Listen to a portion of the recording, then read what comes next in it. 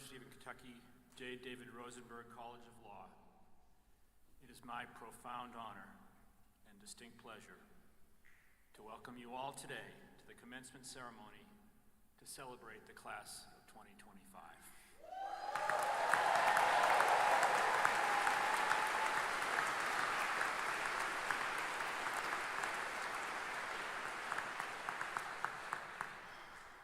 What a journey this class has been on.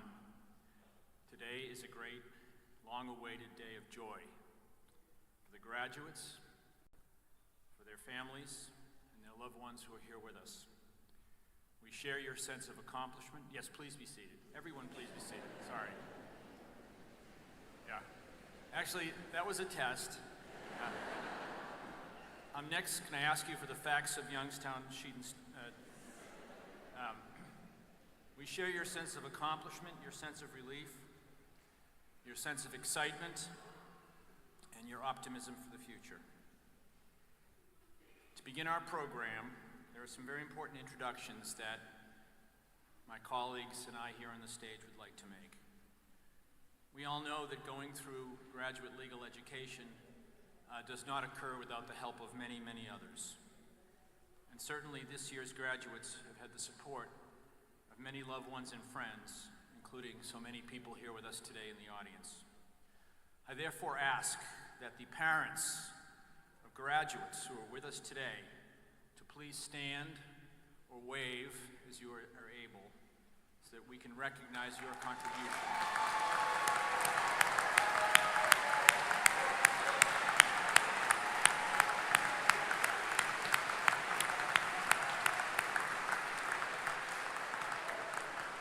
Thank you. I'd now like to ask the same thing of grandparents of students who happen to be in the room. If you could please stand or wave as you're able.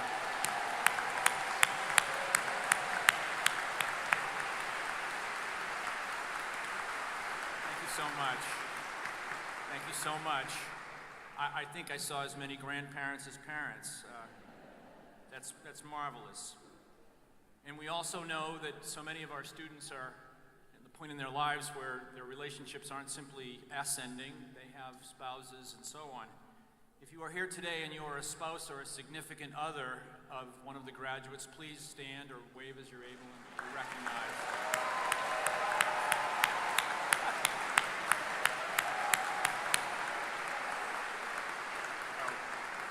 Oh, good. Good. And I'm not done. If you are a child of a graduate, please stand or have someone hold you up.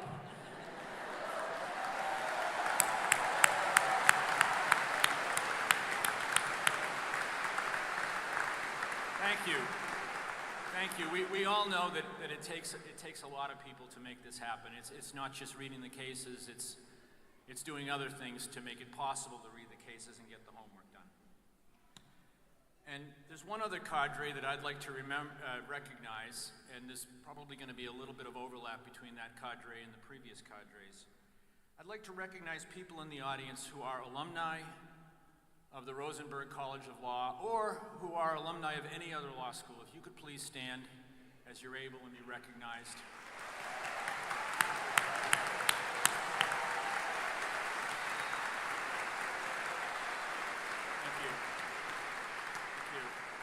Let me tell you why I wanted to do that. The law, as we all know, depends on a tradition of excellence and integrity.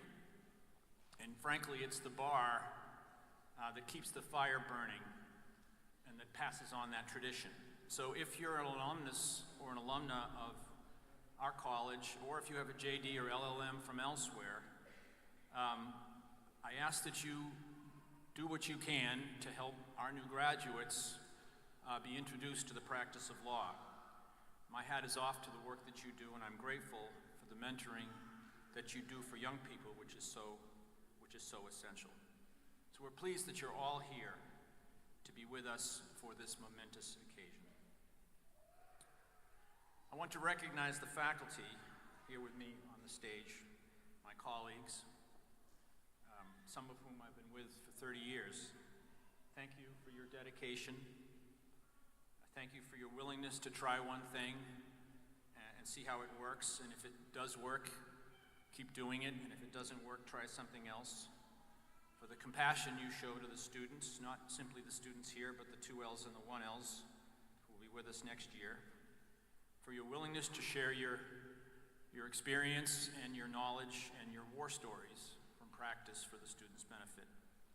You've been here through thick and thin for the students in so many ways, and I know that the students appreciate you for that.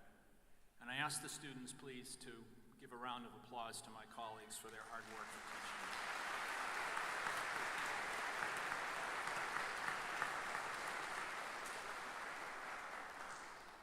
This brings me to the truly remarkable class of 2025. As I noted last night on the lawn, I really don't know where to begin, and I do feel like we've gone through so very much together. I've seen you grow so much as budding attorneys. I've seen you wrestle with thorny problems in class, and I've been mighty, mighty impressed. I really have. I've seen you accomplish so much, work so hard on one of the two journals, one of which had a lot of catching up to do. Hard work there, hard work on both journals. Hard work in TAB, hard work in moot court, hard work in providing legal representation of the needy, hard work in helping people get their taxes across the finish line. There are so many ways that you've contributed to the community. There are so many important and difficult things that you've done. And you've done it with a good attitude, you've done it cheerfully, and you've done it effectively. And you should take credit for that. I've also seen some of you have to work through thorny ethical dilemmas. A little bit of everything gets to the front office or gets to the offices of my colleagues, and we're aware of many of the things that you've had to work through. And this all is students, not even yet as attorneys. And again, I've been mighty, mighty impressed. And I've seen some of you, a lot of you, go through personal struggles and emerge stronger at the other side.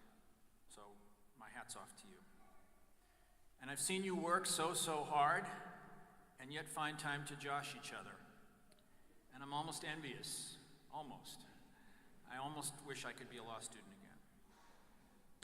I admire you all deeply, and I look forward to a lifelong professional relationship with all of you, as do my colleagues here on the stage. So please don't be strangers. Please don't be strangers to me, to my colleagues, to the school, or most importantly of all, to each other. On behalf of my colleagues and the staff at the college, we wish you the very best, and we look forward to watching all of you, tomorrow's leaders, have a meaningful impact on the law, the profession, and the world beyond. Thank you.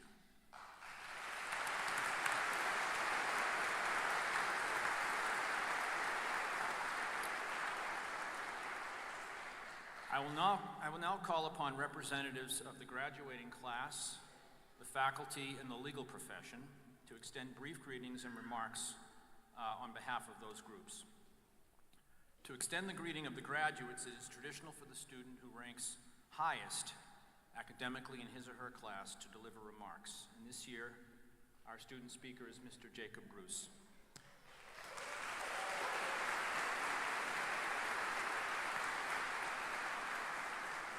Mr. Bruce is a native of nearby Frankfort, Kentucky. He attended UK for his undergraduate education, where he, in true underachiever fashion, was a triple major.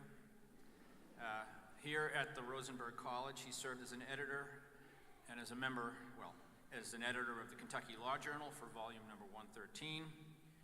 He also served as the student member of the Faculty Appointments Committee.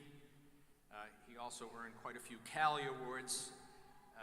My colleagues can tell you about that.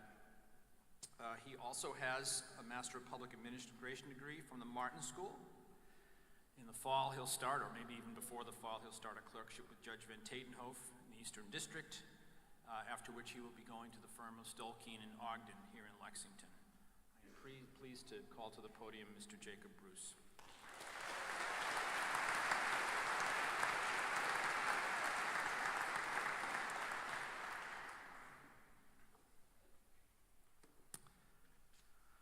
What is the difference between a group of lawyers and a pack of 100 angry bulls? We charge more. So with the obligatory lawyer joke out of the way for the day, we saved you all the trouble. You don't have to give us one this afternoon. But before I begin with my very brief remarks, I want to take a few minutes to pay special recognition to several people today that are particularly important to me personally and to the class of 2025. First and foremost, every great institution needs a person who is willing to stand up when times are tough. For the class of 2025, that person is none other than our dean, Paul E. Salamanca.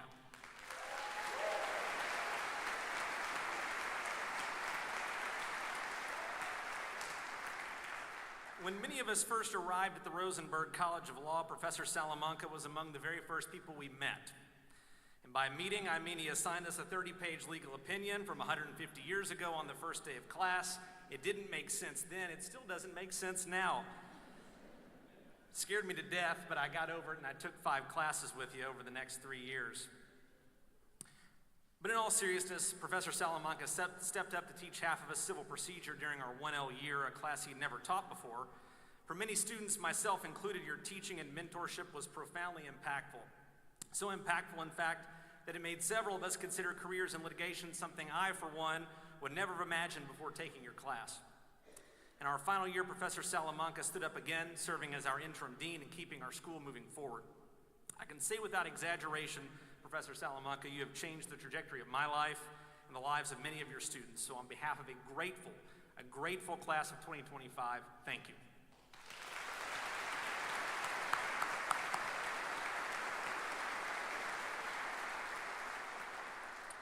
I also want to take a few moments to recognize and thank Professor John Blevins to my far right, our faculty speaker this afternoon. Professor Blevins is likely the only professor to have taught every single student in the class of 2025, but when we took his class, he wasn't even a full-time member of our faculty. He was visiting from another university at the time. But we liked him so much that we decided to keep him around. Wednesday classes with Professor Blevins were always especially eventful after a tough Tuesday night Kentucky basketball loss. On those days, the top of the agenda was coaching malpractice, not legal malpractice. As a native Kentuckian whose illustrious career has taken you all around our country, we are glad to have you back in the Commonwealth. Thanks, Professor Blevins, and welcome home.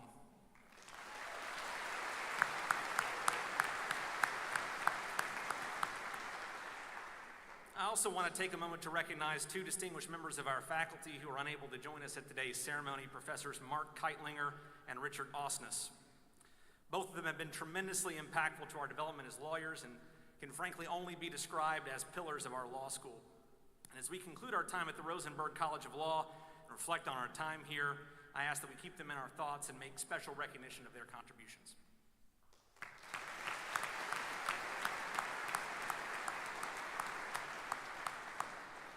And finally, I also want to thank Mr. J. David Rosenberg, the alumnus for whom our school is named, for joining us today.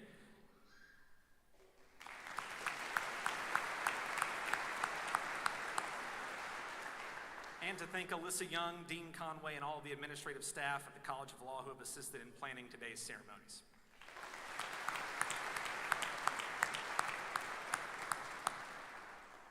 Well, looking at my timer I've got running on my watch, it looks like I've burned most of my time on introductions since they told me to keep it to about 5 minutes. But following Daniel Martell's lead from last night's reception, I'll keep things short and to the point. You have 7 o'clock p.m. dinner reservations, and I do too. We're going to get you there. As those of you who know me are aware, I generally have no shortage of things to talk about. A brief hello in the hallway between classes can pretty easily spiral into an hour-long diatribe about pretty much anything. Killian might stop to ask me about what the reading assignment is, and 20 minutes later, we're still standing there talking about the Roman Empire. So for those of you that have fallen victim to such a tangent, thank you for putting up with me these past 3 years. Yet when someone asks you to say something meaningful and impactful and to do it inside of 5 minutes, you sit down and suddenly nothing. A complete absence of thought. I began to reflect the last couple of weeks on the purpose of the 3-year grind we've just completed, but admittedly didn't make it very far. So I put it to the side and decided to take a little bit to think it over. These last several days with this half-finished speech sitting in the background and an inability to sleep the night before any exam, I laid awake at night thinking about today. I worried not so much about writing the rest of this thing, but more about how I was going to give the speech. And in so doing, I couldn't help but think about when I was a kid, spending summers at my grandparents' house. My grandfather and I would sit at the kitchen table. We would practice public speaking together. We would use this little old cassette player with a microphone. I'd quite literally just write something out, read it out loud at the table, and we'd listen back to it. I wasn't very old then, probably about 6 or 7 at the oldest. But he'd always say, and I carry this with me every day of my life, never forget about the person in the back of the room. For me, it was something like a game, a fun way to play with a piece of ancient technology alongside my grandfather, my mentor, my inspiration. But to him, it was something more. It was an opportunity to use his last years on this earth to instill in me some of the hardest learned lessons that he gained from a career in public service. You don't retain much as a 7-year-old, I admit, but to this day, the first thing I think about when I stand up to speak in any room is the person in the back of the room. When I laid there unable to sleep these past couple days, I kept repeating it to myself. So I'm sure we get asked all the time, what is it that you do learn in law school? Do you learn all the laws? No, that's what Google's for. It does a great job. But one of the things that we do learn is the meaning and power behind words. Words are filled with meaning and significance that cannot be fully measured at a quick glance. So in reflecting on how to give this speech, I realized that I was missing the point all along. I'd always taken that sage wisdom from my grandfather about the people in the back of the room in a strictly literal sense. Talk loudly so people can hear you, period. But it's only now, almost 20 years later, that I have come to fully appreciate the deeper message that he was trying to get across. My grandfather was a public educator, and short of his faith, there was nothing he cared about more than educating the children of rural Kentucky communities. He devoted his life to it. In his journey, he encountered many a person in the back of the room. People who feel that the world had dealt them a tough hand. People who have been wronged, but don't feel empowered to speak up. People who want to succeed, want to achieve great futures, but need a helping hand to get them there. And telling me never to forget these people in the back of the room, he didn't just mean be loud, he meant be brave. He meant to help me understand that once you've climbed the highest mountain in your chosen career, don't forget about those that need a helping hand. Never forget who you are or where you came from. That is what makes the sacrifices of law school more than worthwhile. Today and tomorrow, students from our 4 professional schools will graduate from this campus: pharmacists, dentists, doctors, and us, the lawyers. The one common thread that connects these 4 programs, and hint, it's not that they're all called lawyer, we got the short end of that stick. Or all called doctor, sorry. But the one common thread that connects these programs is the unmatched ability to translate education into impact. In our careers as lawyers, we will encounter many a person in the back of the room, people who we as lawyers are uniquely empowered to help. The journey has been hard, and the bar exam even harder, but the future is a blank slate. And no matter where you go, what you practice, or even if you practice, take a grain of that advice and look twice for those in the back of the room. Thank you.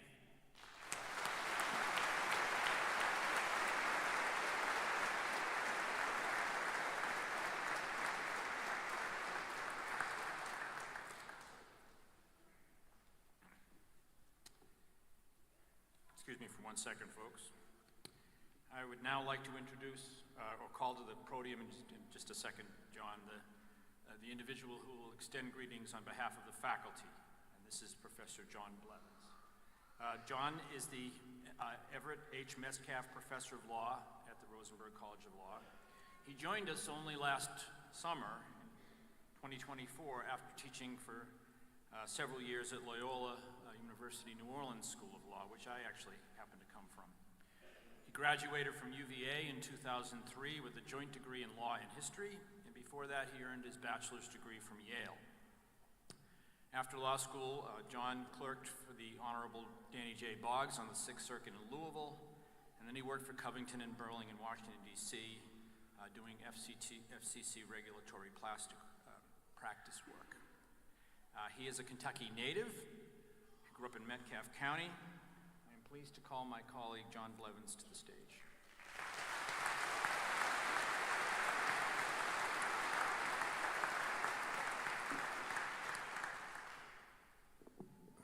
Good evening, graduates. Sounds good.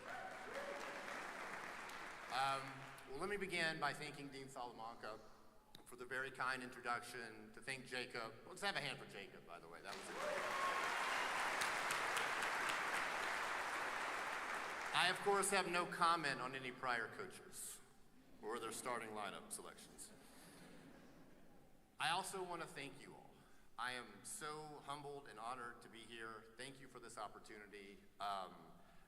We are here, of course, to recognize you and to celebrate your accomplishments and to look to the future.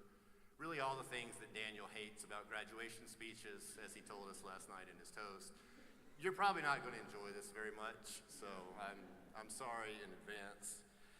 But I also want to echo Dean Salamanca in recognizing, before we recognize them, to recognize everyone else in this room. Because no one does law school alone. They did not do law school alone. They had help. And I know some of you probably feel like you're graduating from law school today too. But you helped make this possible, and we thank you. And it's good that you're here. One of my favorite parts of law school graduation is sharing this moment with you and seeing how you look at them and how proud you are. And I'm not sure they can see it. Maybe you have to be a parent to see it, but I'm a parent and I can see it. And I know how proud you are of them. And there's a lot to be proud of. They've come a long way. We've come a long way since day one of Civ Pro 2. I have a unique perspective on this class. We did UK together, I think. I'm new to the faculty, and I've been in New Orleans for a long time teaching. But 2 years ago, I was hired here as a visitor, and I had I think every single one of you in class their first year when they were 1Ls. And they were so cute as 1Ls. They were excited but anxious. They were hardworking but still scared. They read back then. Got a little hairy by the end there. But then I left, and I went back to New Orleans. And I was there for a year, and I came back this year. And they were 3Ls, and something was different. Along the way, my 1Ls became seasoned attorneys. There was something different about them. I noticed this first, I think, in judging moot court, which is one of the many organizations, I can't list them all. They work so hard. They do such a good job. But I saw my 1Ls, my scared 1Ls, and they were making arguments like seasoned attorneys. It's like seeing a kid you haven't seen and they've grown to, like, what happened? Where did this come from? And I saw it in class. They had a new confidence. They asked great questions. They weren't scared anymore. They certainly weren't scared of me, and they didn't take what I had to say for granted anymore. They asked great questions. They demanded support for arguments. They respectfully challenged my arguments. So families, if they've gotten a little more annoying to talk to over the years, I'm sorry. That's our fault. That's not on them. But I saw the transformation, and I was really proud too. But that's all the past, so we're going to look ahead to the future. And I thought a lot about what to say to help you kind of understand and appreciate what you're about to join. And I considered talking about some of the legal giants, the people who have done great things and inspired us. And I think just like with anything else, whether it's sports or music or the arts, there's always great value in studying the people who are the very best at what they do. And the College of Law has some legal giants. I think about them every time I walk by that wall, the UK Hall of Fame, and I see them. And there's a lot to learn from them. And they're among the best who have ever done it in this state. And some of them are in this room, and you're about to hear from one of them, actually, very soon.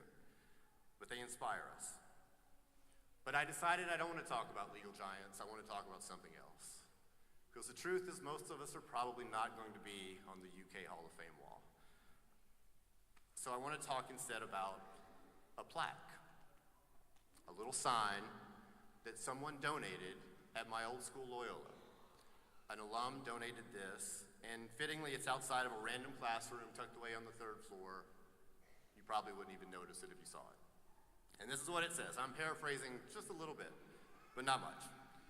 It says, in honor of all lawyers who have championed their clients' rights and toiled in obscurity. say it one more time. In honor of all lawyers who have championed their clients' rights and toiled in obscurity. It was that last part that always made me think. To toil in obscurity on behalf of your clients. It stuck with me. And it may not sound like much, but my goal today is to convince you how important and even how noble it is for people to toil for their clients, even in obscurity. And it's important not just to the client, but to this commonwealth and to this country. So let's talk about the clients first. First thing I want to say is the sign is wrong. Like, no one toils in obscurity. What you do for your clients may not make the front page of the New York Times, and may not make the front page of the Courier Journal. Or for me, the Edmonton Herald, if you're from Metcalf. But what matters is the perspective of the client. That's what you have to think about. And from the perspective of the client, you all are about to be the most important person in their lives at times. And that is a great responsibility, and it is a great honor, and it's a noble life. And it's one that I think you should feel good about. Because everyone laughs at lawyers until they need them. And when they need them, they will be coming to you at the most challenging and trying times of their life, the most stressed times of their life. They're going to be in trouble, and they're going to be scared, and they're going to look to you. And their lives and their livelihoods will quite literally be in your hands. I hate to bring up case books on this big day of yours, but think about all the cases that you've read over the years, the last 3 years. Those are all real people. Those are all real clients. And the casebook is about to become real for you. And you are going to be so important to those people. Just take a minute and imagine the people in those books, your future clients. Maybe put yourself in their shoes, see how important you will be. Maybe you did something stupid and got arrested. And now you're in trouble and you're terrified. And you look to a lawyer. Maybe you're the victim of a terrible crime. And you look to the prosecutor to make it right. That's all you can think about. Maybe you've been injured and you like the money to deal with it, and your livelihood depends upon the lawyer before you. Maybe your business is being threatened by the illegal acts of others, or rogue employees, or arbitrary acts of government. Maybe you're an immigrant facing removal in a strange proceeding away from your families. You as lawyers will be serving these people and helping them and comforting them. They will look to you.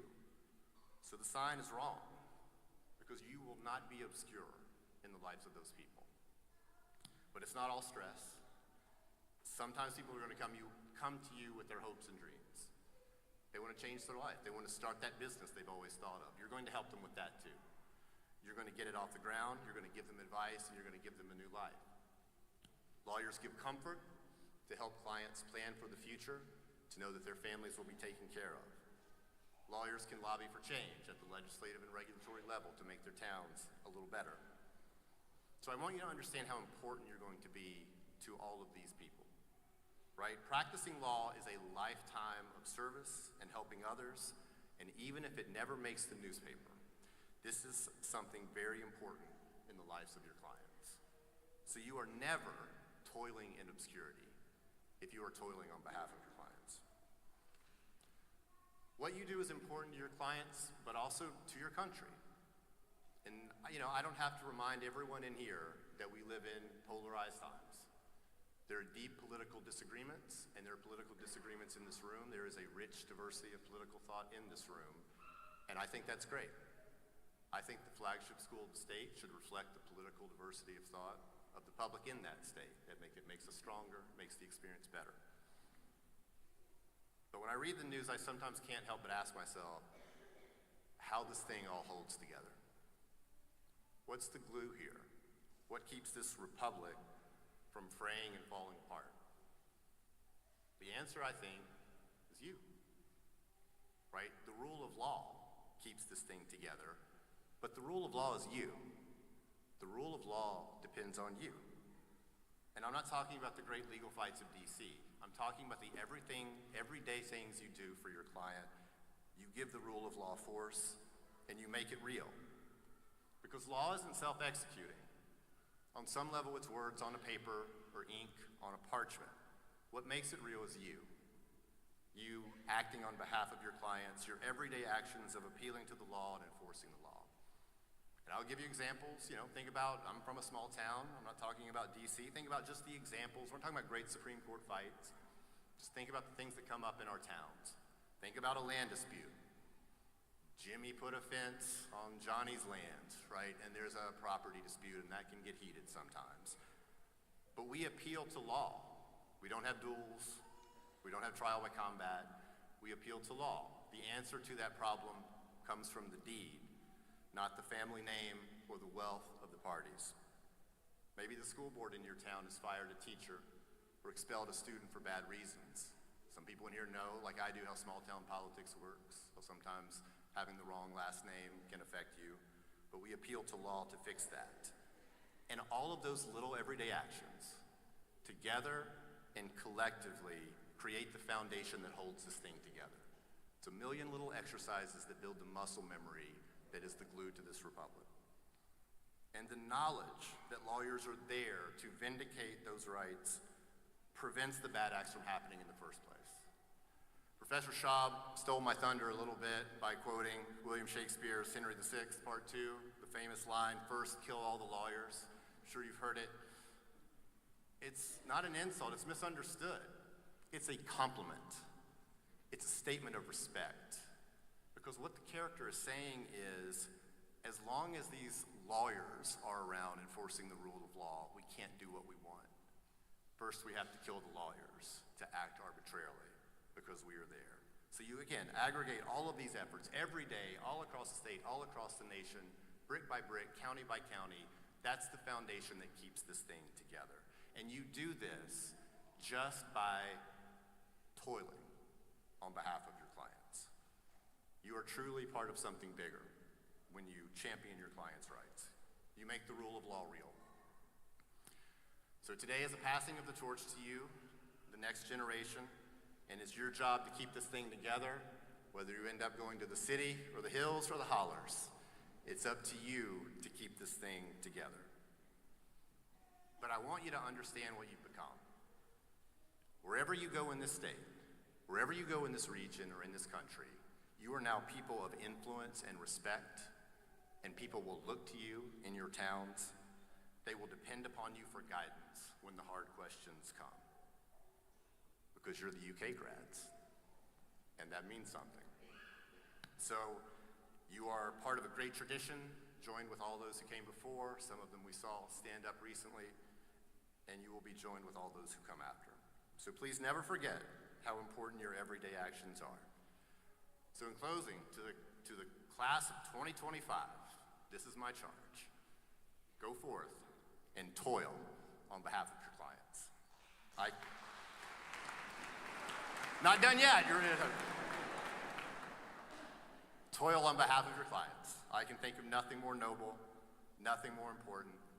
Congratulations. I love you guys. Go Cats.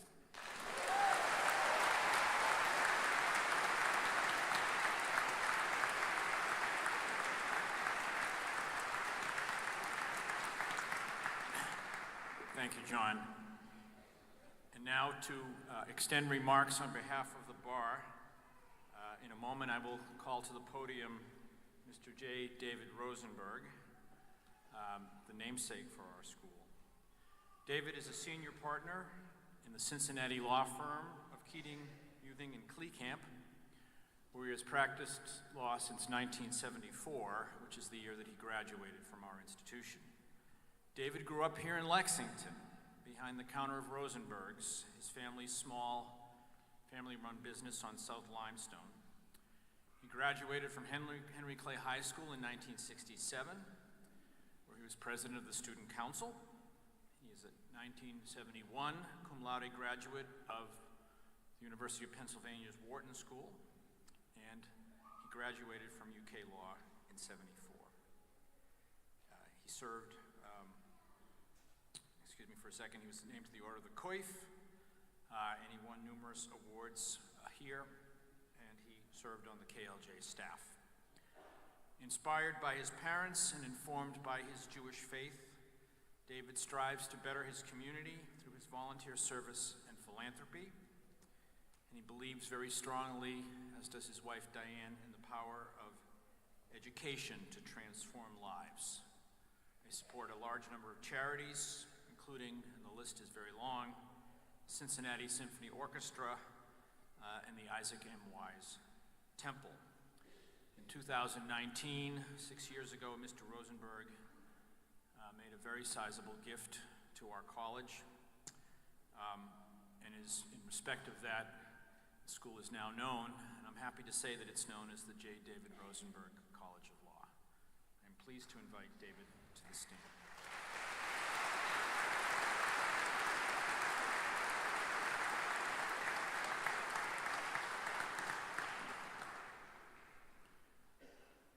Thank you, Dean Salamanca, for those warm words. And thank you, Jacob and John, for the warm words as well. 51 years ago, at my graduation from our College of Law, when I sat near where you sit today, it would have been hard for me to imagine that I would have the honor of speaking to you today on behalf of members of the bar, the profession that you are about to enter, and the profession that has given me so much pride and satisfaction. For a moment, I ask you to reflect on your legal studies, where you learned the importance of precedents, the legal thinking and jurisprudence of decided cases that have evolved over the ages. Today's attorneys and judges stand on the shoulders of the thinking of those who came before them. Graduates of the class of 2025, you stand on the shoulders of those who have come before you. Behind you today are your parents, your grandparents, even a few great-grandparents, spouses, siblings, a few babies, a few fiancés, and important relationships, all of whom have encouraged and sustained you in reaching this milestone of your graduation. And to all of you who are family today of graduates, know that very soon you will have an attorney in your family. Graduates, I ask you to stand for a moment and turn around and join me in applauding all of those people who are part of your family and who supported you in your journey in reaching this important milestone in your life. Congratulations.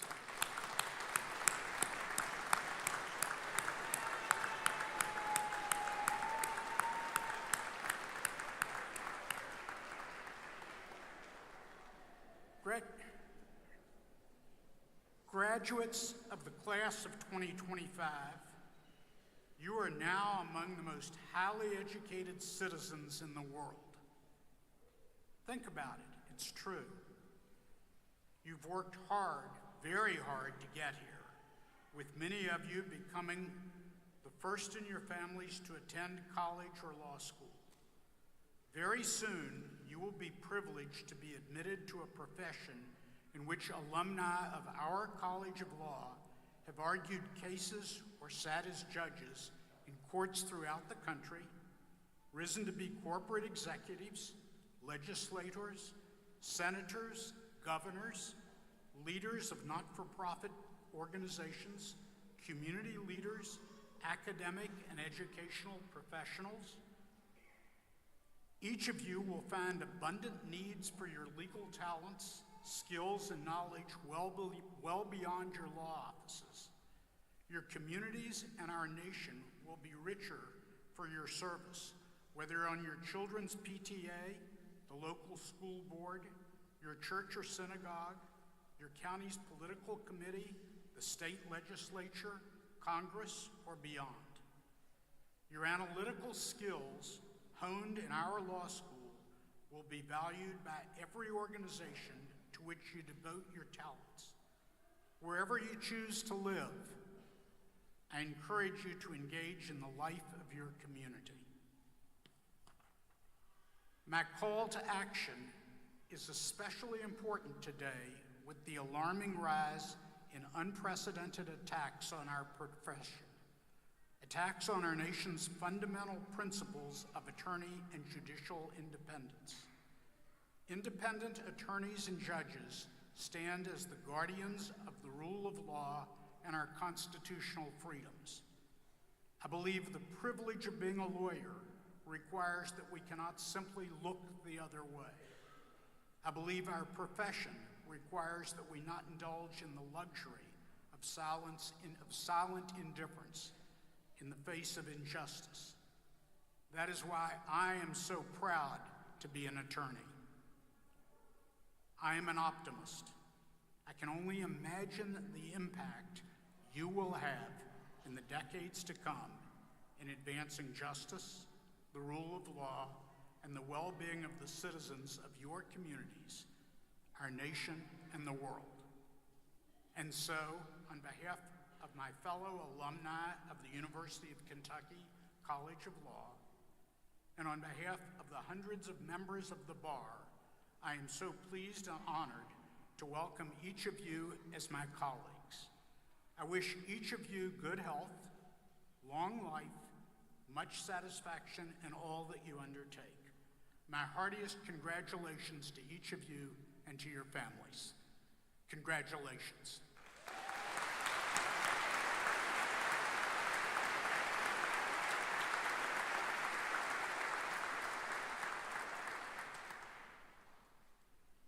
Thank you very much, David. In 2015, the College of Law implemented a formal pro bono program to recognize students who complete at least 50 hours of independent, and by that I mean certified, law-related public service prior to graduation. These students collectively volunteered 655 hours of pro bono service to the public. They will receive a certificate attesting to that fact that we placed in their files. I'd like you to please join me in recognizing the graduating 3Ls who are recipients of this award. As I call your name, I'd be grateful if you would please stand, if you're able, and remain standing until I've called all of your names, and then I will ask the audience to applaud for all of these folks together. Quentin Lamont Briggs. Lauren Elizabeth Chug, Peter Dominguez. Tanner Fisher. Casey Rose Hartman. Madison Liana King. Pamela Anna Cabesco. Is Pam here? Cody Lynn Morgan. And Abby Vickers. Please join me in giving these folks a round of applause.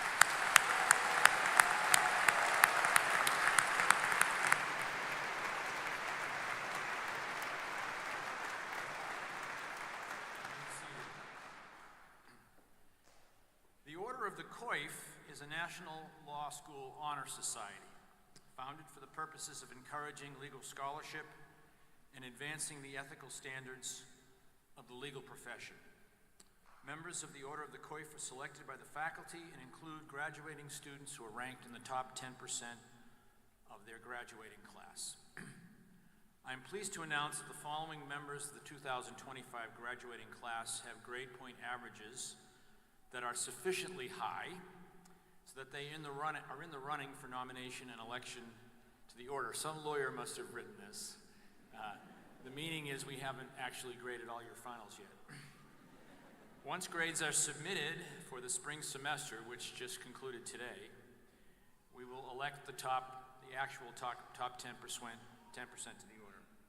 As I call your name in alphabetical order, please stand and remain standing until I've called out all of you, and I ask that the audience withhold its applause until all are recognized.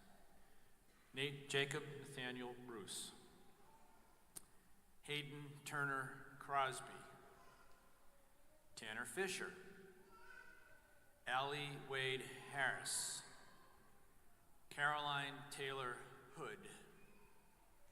Caroline Cruz Keating. Madison Liana King, Casey Loveland, Will Miller, Emily Prince, Turner Denise Reynolds, Caitlin Grace Richardson, Joseph Mick Smith, Killian Southworth, Cassidy Stumbo, Priest Caitlin Terry, Sarah Ann Turry. Please join me in giving these folks a round of applause.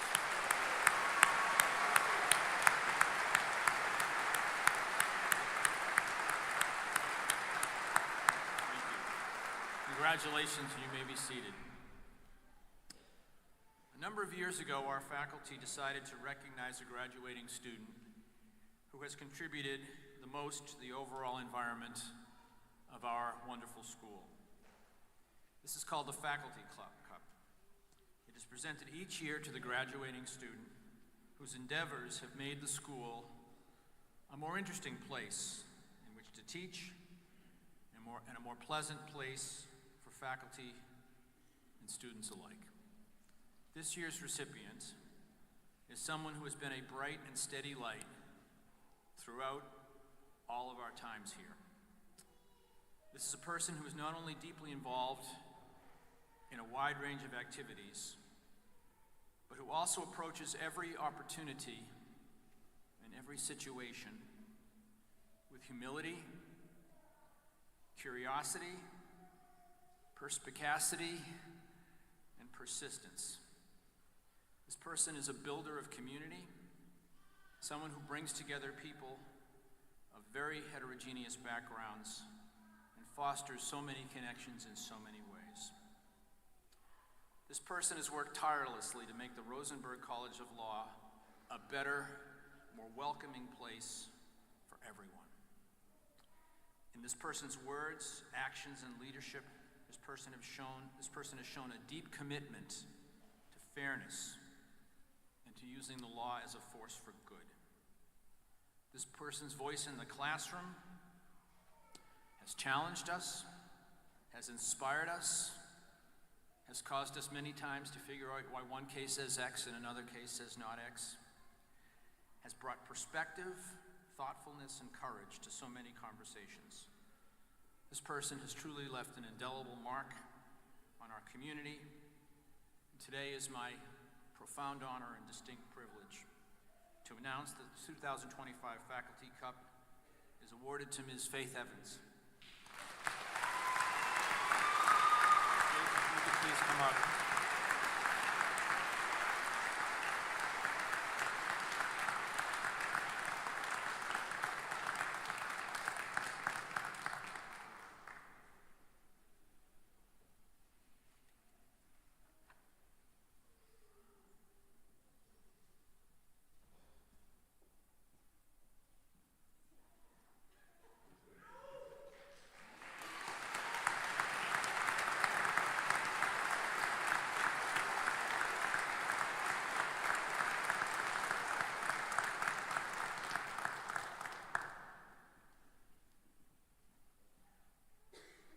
I will now ask Acting Associate Dean Bo Stinken and our two faculty hooders, Professor Zach Bray and Alan Klugel, to join me on the stage. As Acting Dean Stinken calls the graduating students' names, the faculty members, Zach and Alan, will place the doctoral hood over each graduate. I will present the members of the class with certificates signifying attainment of the degree of Juris Doctor.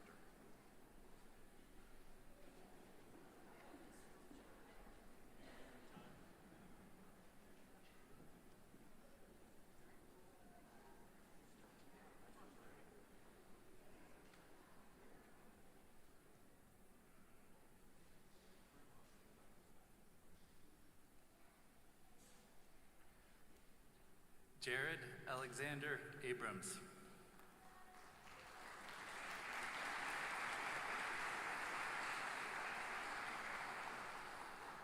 Abigail Kate Barford.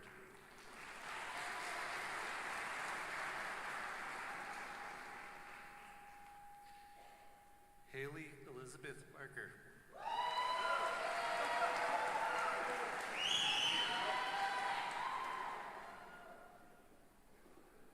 Quentin Lamont Briggs.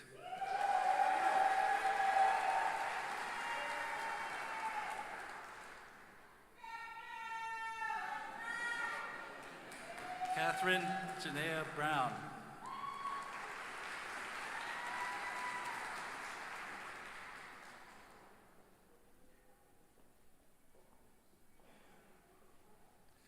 Jacob Nathaniel Bruce.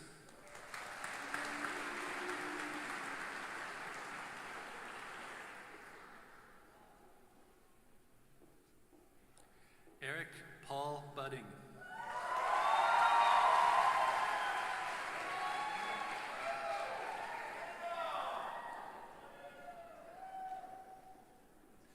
Renaya Danielle Perkins.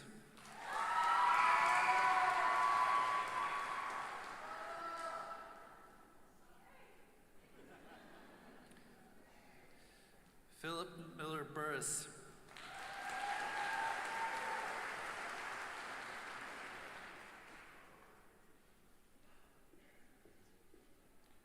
Drayden J. Burton.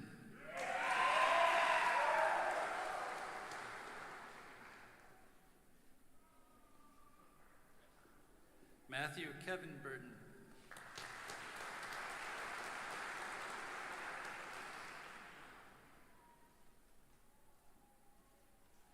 Jacob Bush.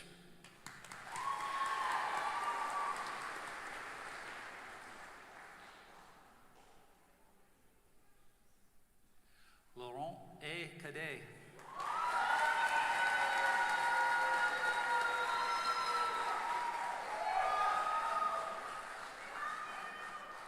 Benjamin A. Caldwell.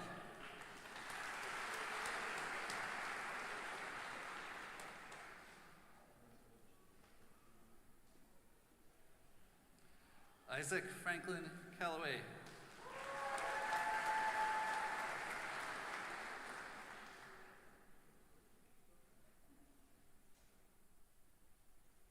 Camille Bennett Camp.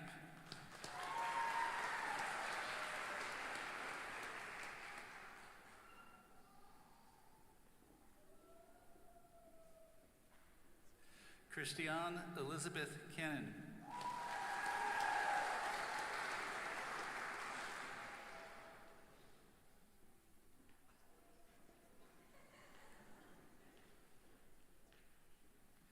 Angel Rihanna Chapman.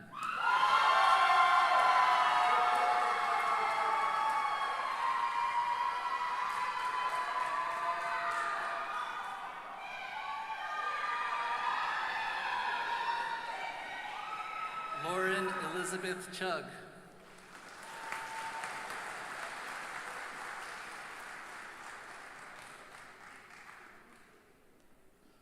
Jenna Coleman Nettles.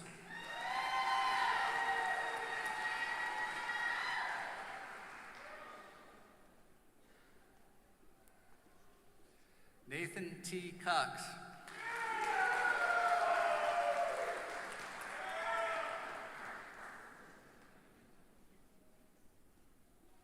Aaron Tate Kraft.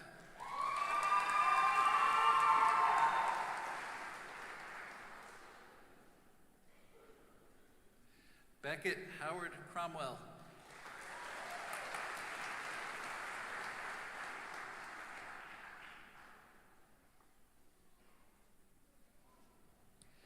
Hayden Turner Crosby.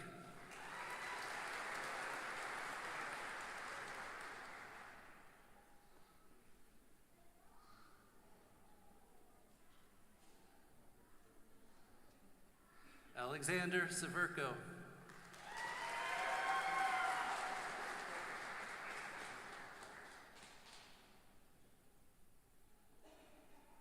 Jonathan David Dado.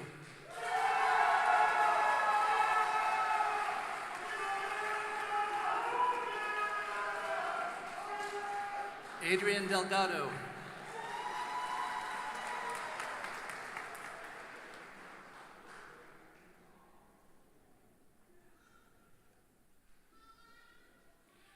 Robert Jesse Desper.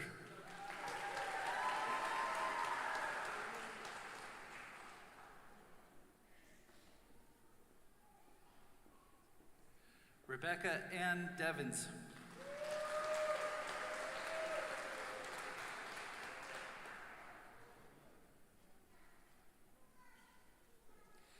Peter Donovan Dominguez.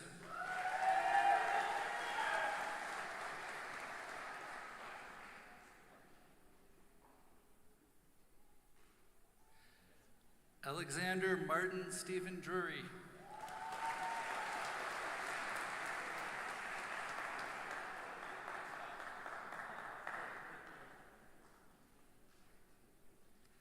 Ashton Edwards.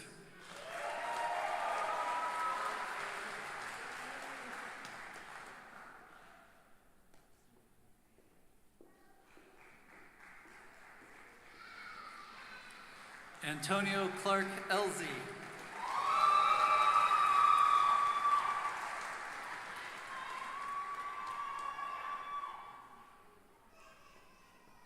Faith Evans.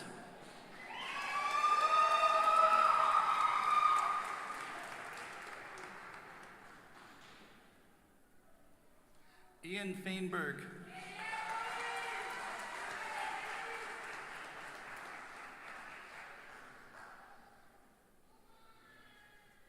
Tanner Fisher.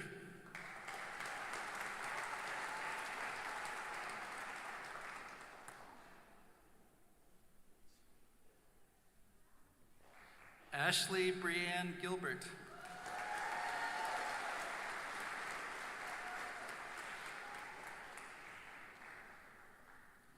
Megan Elizabeth Goins.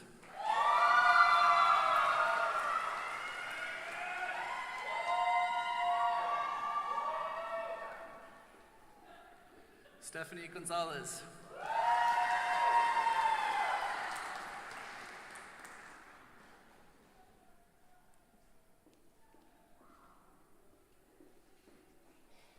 Alexis Harden.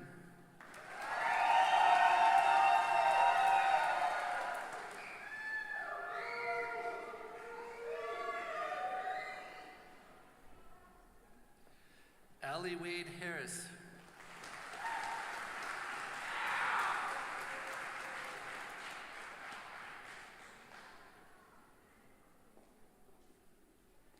Nicholas Dylan Harris.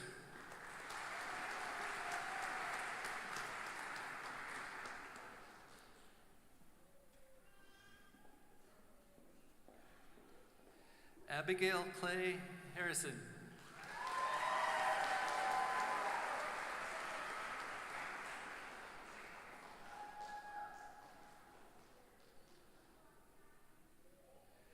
Casey Rose Hartman.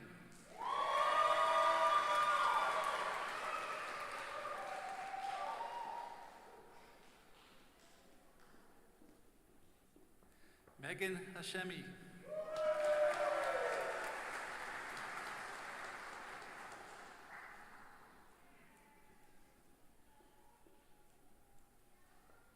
Michael Hawes.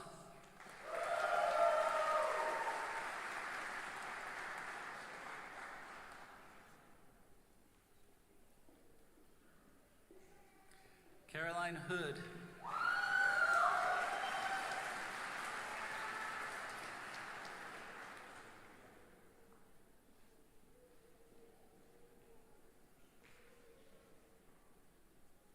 John Preston Hennekins.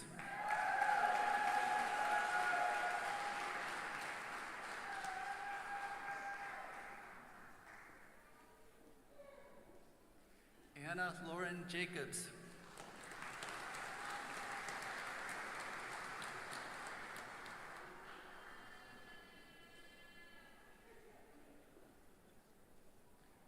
Hannah Kathleen Jelf.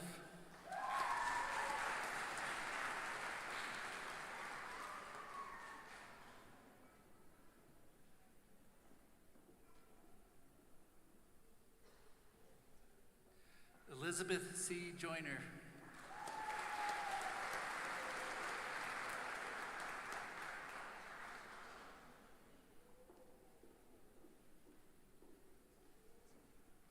Amani S. Canso.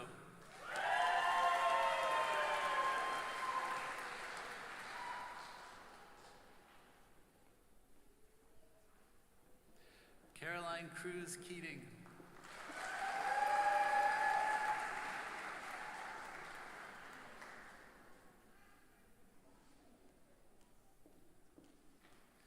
Fatima Karalai.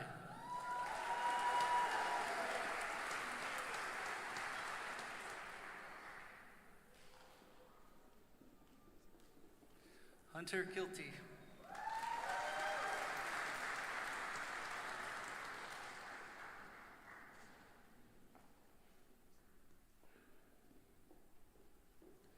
Madison Leanna King.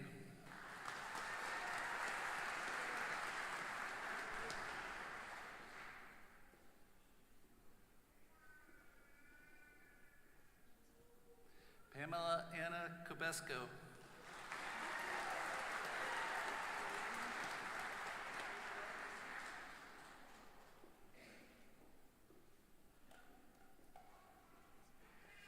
Wolf Kraus.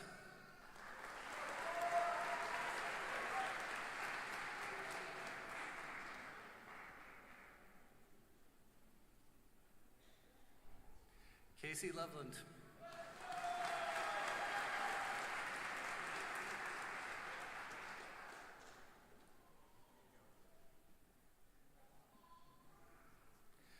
Claire Smith McGuire.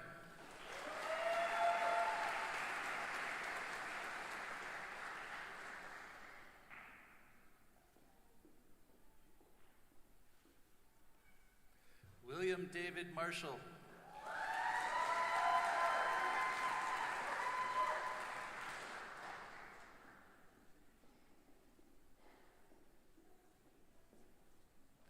Daniel Allen Martell II.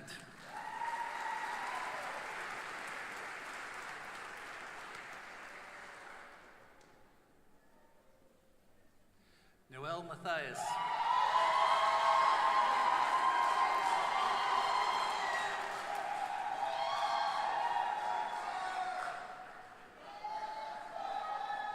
Meredith Estelle May.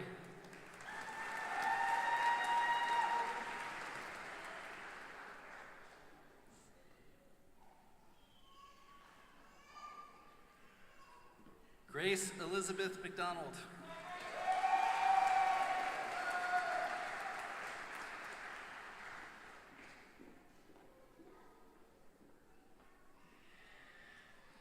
A. Graydon McGranahan IV.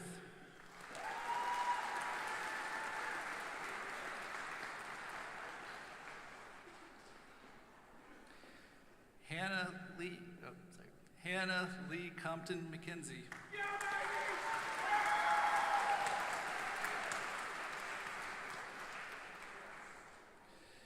Caleb Allen Saul McKenzie.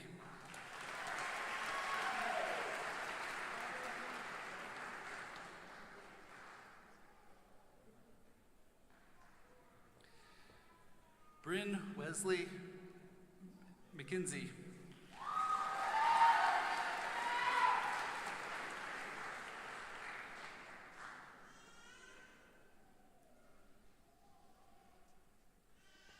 Lindsay Rose McNamee.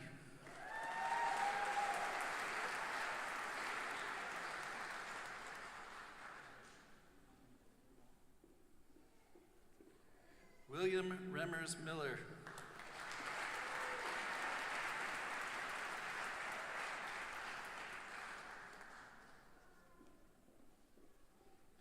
Savannah Ryan Molyneux.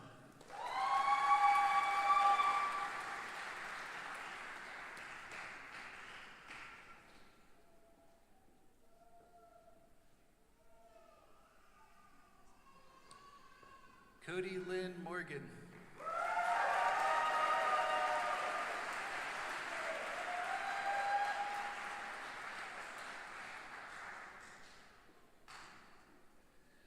Zachary Blake Naylor.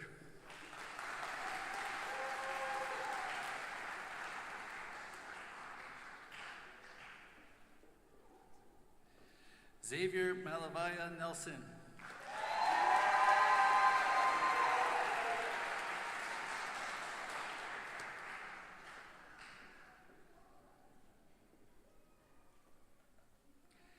Abby Carol Norval.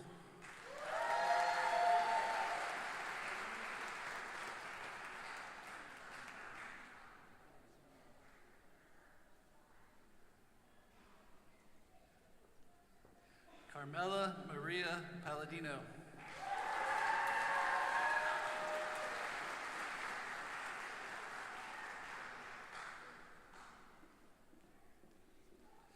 Clayton McCoy Patrick.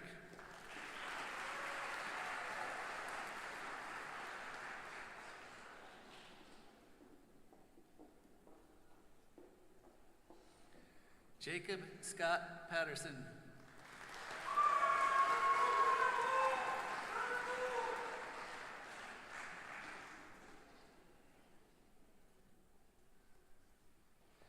McKinley May Pitts.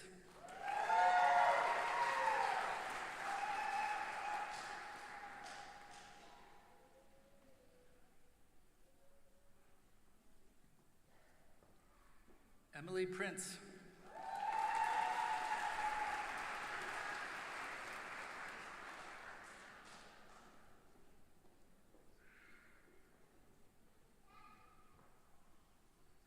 William Rayans.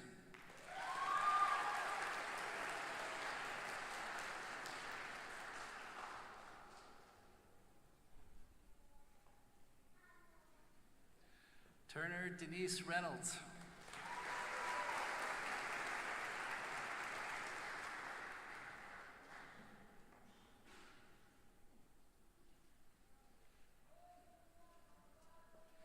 Caitlin Grace Richardson.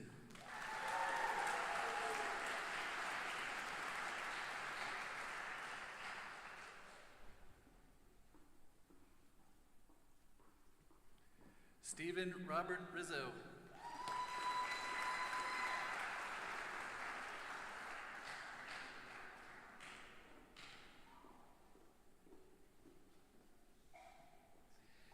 Aiden Maddox Salmon.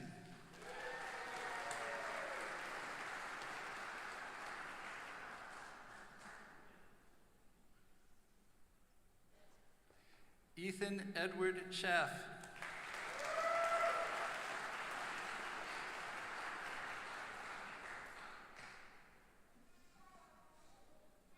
Daniel Wayne Short.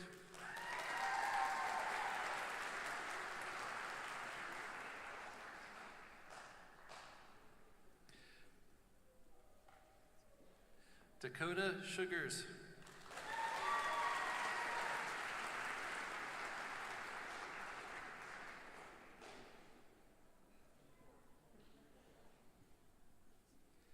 Benjamin David Skeens.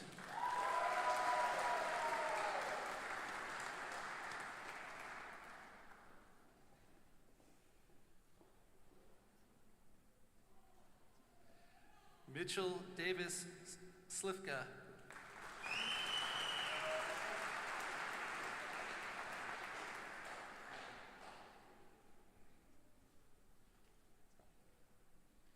Joseph Mick Smith.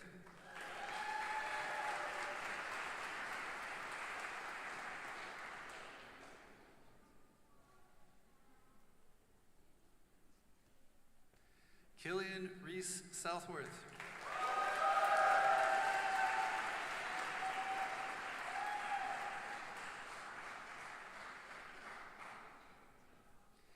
Kennedy Ray Spraggs.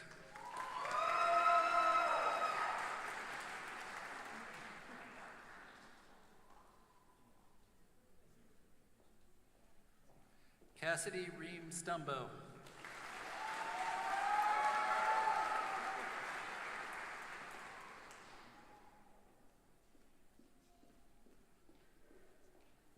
Sally Elizabeth Sutton.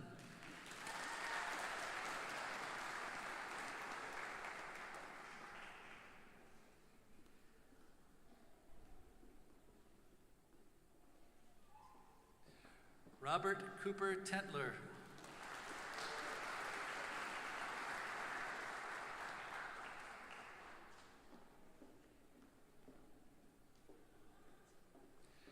Price Caitlin Terry.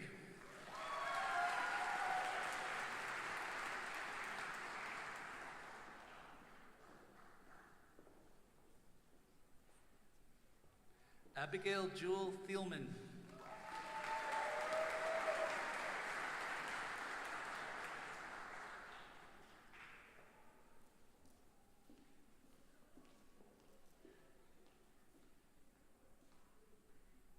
Garrett Tice.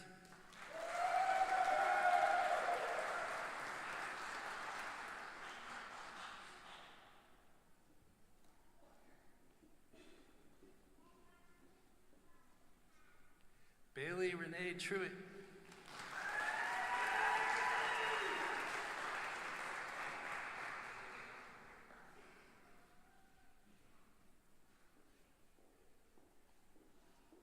Sarah Ann Turry.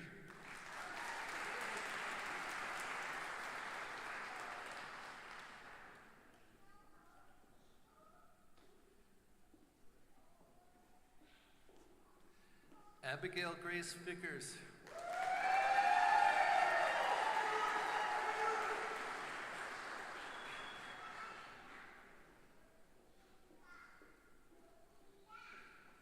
Alexander James Weiss.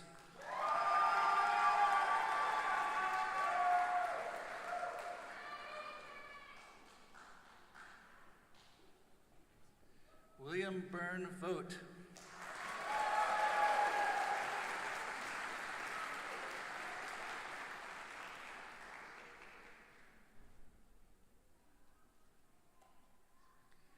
Christopher Mark Kenneth Grant Waite.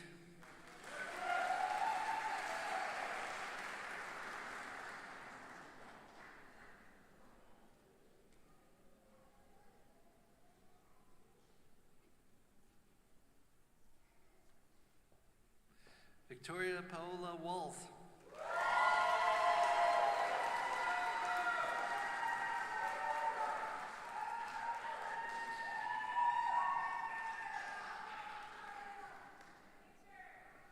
Gavin Aaron Weddell.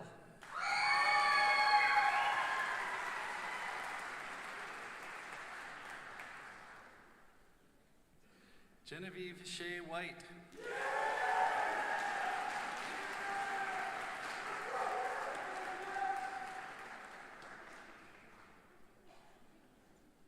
Stevie Howard Whitman.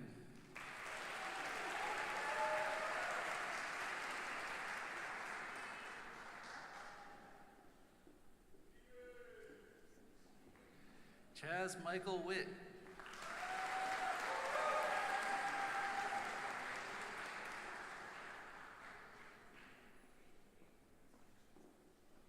Lindley Claire Williams.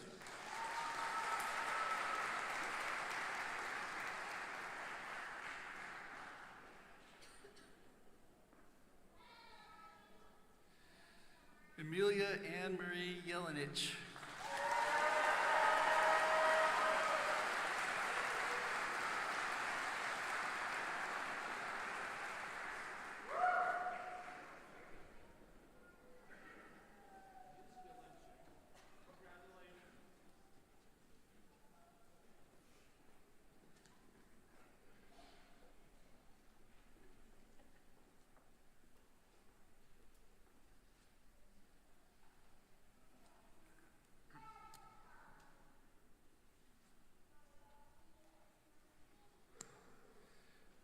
Dean Salamanca, my faculty colleagues, ladies and gentlemen, this is the University of Kentucky J. David Rosenberg College of Law class of 2025.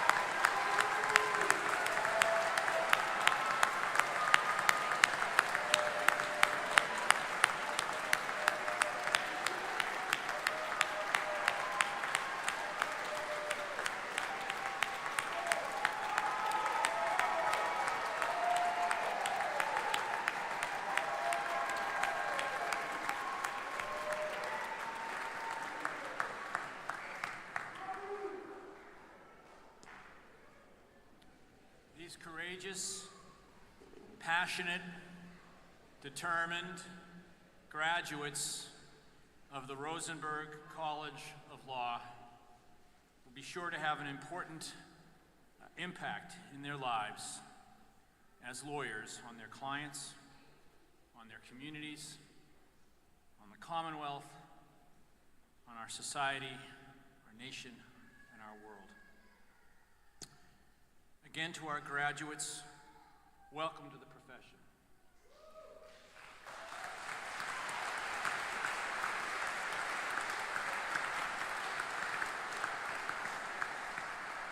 And as is so often the case, you answered my question before I asked it.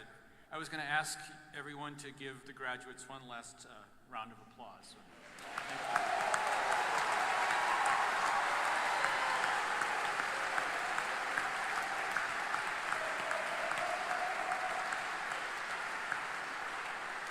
I ask everyone now to please stand and we will proceed out.